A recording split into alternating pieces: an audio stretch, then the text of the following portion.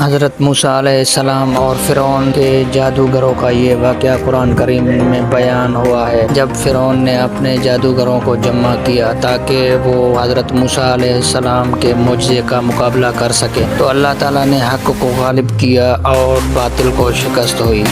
جادوگروں نے جب حضرت موسیٰ علیہ السلام کے عصا کا عظیم معجزہ دیکھا تو فوراً سجدے میں گر کر اللہ پر ایمان لے آئے۔ جب اللہ تعالیٰ نے حضرت موسیٰ علیہ السلام کو نبوت عطا فرمائی تو آپ کو حکم دیا کہ فرعون کے پاس جا کر اسے اللہ کی وحدانیت کی دعوت دیں۔ فرعون خود کو خدا کہتا تھا اور بنی اسرائیل پر ظلم کرتا تھا۔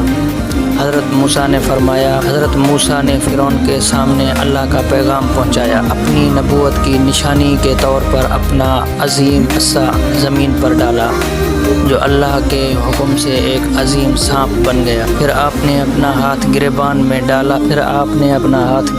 میں ڈال کر باہر نکالا تو وہ روشن اور چمکدار ہو گیا۔ فرعون نے کہا کہ یہ جادو ہے اور اس نے ملک بھر سے بڑے بڑے جادوگروں کو جمع کر لیا۔ ایک مقررہ دن لوگوں کا بڑا مجمع۔ جادوگروں نے حضرت موسیٰ سے پوچھا کہ پہلے آپ اپنا عصا ڈالیں گے یا ہم اپنا جادو دکھائیں؟ حضرت موسیٰ نے فرمایا کہ تم پہلے کرو۔ جادوگروں نے اپنی رسیاں اور لاٹھیاں پھینک، لوگوں کو ایسے محسوس ہوا جیسے وہ سانپوں کی طرح دوڑ رہے۔ یہ جادو کا اثر تھا۔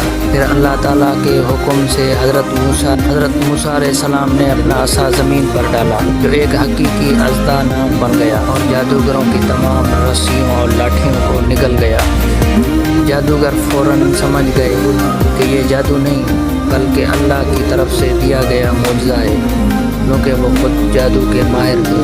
وہ سب سجدے میں گر پڑے اور کہنے لگے، ہم ہارون اور موسیٰ کے رب پر ایمان لے۔ فرعون بہت غضبناک ہوا اور انہیں دھمکی دی کہ وہ ان کے ہاتھ اور پاؤں مخالف سمتوں سے کاٹ دے گا اور انہیں سولی پر چڑھا دے گا۔ مگر ایمان لانے والے جادوگروں نے جواب، ہم اپنے رب کی طرف لوٹ کر جانے والے ہیں۔